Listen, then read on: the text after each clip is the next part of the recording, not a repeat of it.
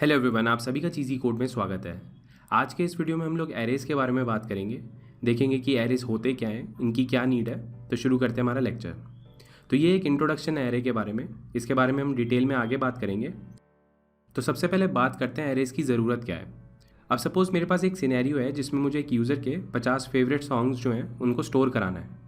तो एक तरीका तो ये है कि मैं 50 वेरिएबल्स डिफाइन कर दूँ, बट उनको मैनेज करना थोड़ा सा मुश्किल हो जाएगा। मतलब वो जो कोड होगा वो थोड़ा सा मेसी हो जाएगा। तो इस तरीके की प्रॉब्लम्स को सॉल्व करने के लिए हमारे पास एरेज आते हैं। तो एरेज क्या होते हैं? एरे एक सिंपल ऑब्जेक्ट है जिसके अंदर आप मल्टीपल वैल्यू स्टोर कर सकते हो सेम टाइप की। तो इसको मैं रिपीट करता हूँ। एक सिंपल ऑब्जेक्ट है जिसके अंदर आप मल्टीपल वैल्यू स्टोर कर सकते हो सेम टाइप की। और उसके साथ साथ एक इंपॉर्टेंट बात कि जो एरेज होते हैं उसका साइज़ फिक्स होता है। मतलब मुझे अगर 50 गानों के नाम स्टोर करने हैं तो उसके लिए मुझे एक एरे डिफाइन करना पड़ेगा स्ट्रिंग टाइप का, और उसकी जो लेंथ होगी वो 50 होगी, क्योंकि ये फिक्स साइज़ के होते हैं। तो सिंपल है, अगर मुझे 10 नंबर स्टोर करने हैं तो मैं एक इंटीजर टाइप का एरे बनाऊंगा जिसका साइज़ होगा 10। और अगर मुझे 10 स्ट्रिंग स्टोर करनी है तो मैं एक स्ट्रिंग का एरे बनाऊंगा जिसका साइज़ होगा 10। तो देखते हैं इसको कैसे लिखते हैं। तो यहाँ पे हमने एक एर नाम का वेरिएबल डिफाइन किया है, और यहाँ पे एक फंक्शन होता है इसके अंदर एरे ऑफ, और उसके अंदर हम अपनी वैल्यूज़ पास करते हैं। तो जो भी वैल्यूज़ हमें स्टोर करानी है वो इसके अंदर हम पास कर देते हैं। तो यहाँ पे आप देख सकते हैं ये स्ट्रिंग टाइप का एरे है। तो इस तरीके से हम लोग एरे डिफाइन करते हैं कॉटलिन के अंदर।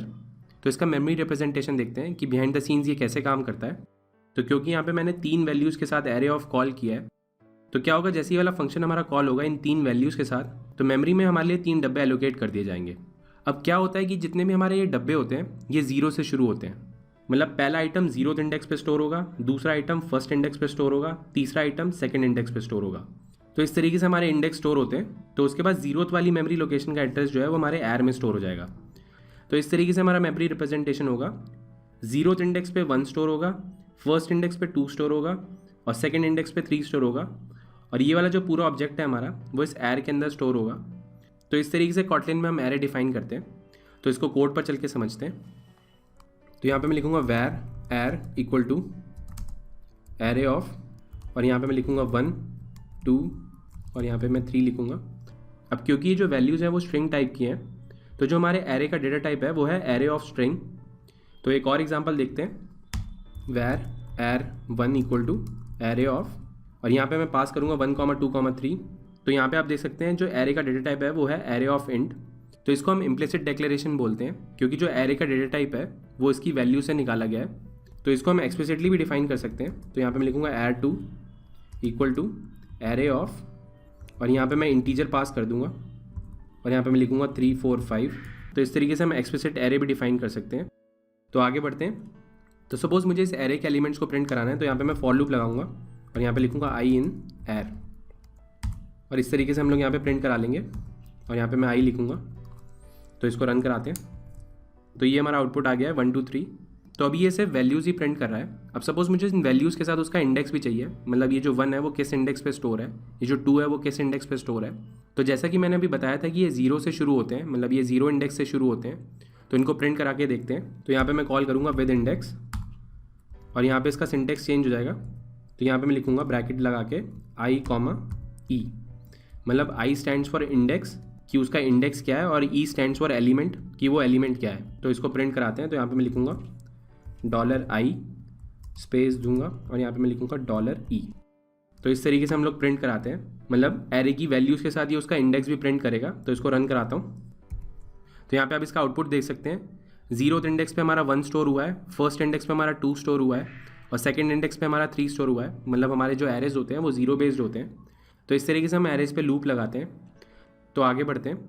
अब सपोज़ मुझे उस एरे का पर्टिकुलर एलिमेंट एक्सेस करना है, तो देखते हैं कैसे एक्सेस करते हैं। तो यहाँ पे मैं लिखूँगा प्रिंट एलन, और यहाँ पे मैं लिखूँगा एर, और यहाँ पे मैं लिखूँगा 0।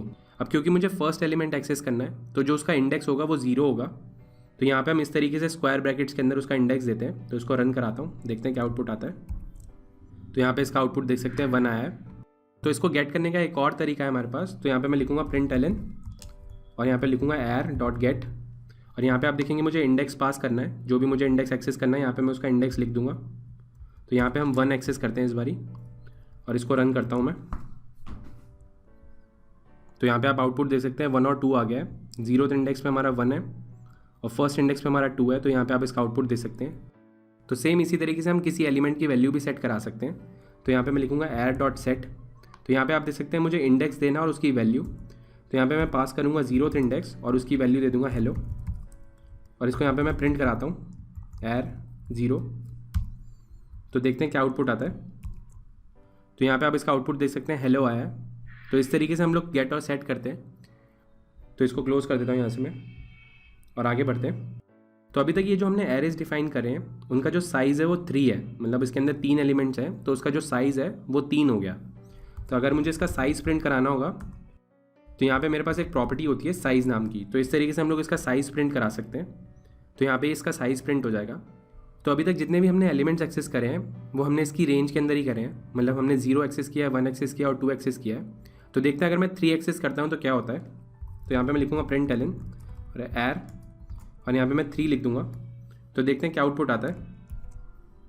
तो यहाँ पे आप देख सकते हैं जो हमारे एरे का साइज़ आया है वो 3 आया है, मतलब जो उसके अंदर इंडेक्सेस हैं वो है 0, 1 और 2।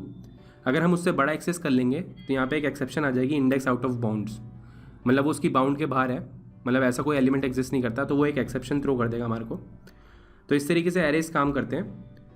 तो आज के लिए इतना ही। एरेज के बारे में हम आगे भी बात करेंगे। तो अगर आपको ये वीडियो अच्छा लगा तो प्लीज़ लाइक करें। अगर अभी तक आपने हमें सब्सक्राइब नहीं किया है तो प्लीज़ सब्सक्राइब करें। Thank you for watching. आपका दिन शुभ हो। धन्यवाद।